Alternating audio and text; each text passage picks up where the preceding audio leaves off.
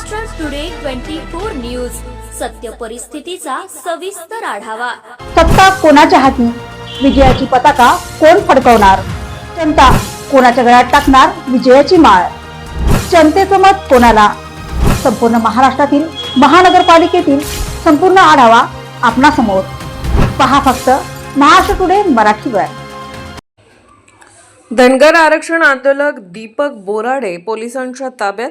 धनगर आंदोलक दीपक बोराडे यांना राहत्या घरातून पोलिसांनी घेतलं ताब्यात।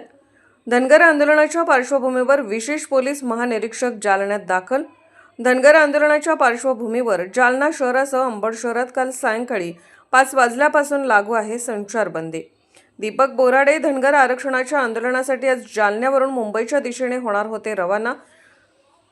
जालना पोलिसांनी दीपक बोराडे यांना ताब्यात घेतलं। महाराष्ट्र टुडे मराठीसाठी ब्युरो रिपोर्ट विलास गायकवाड, जालना।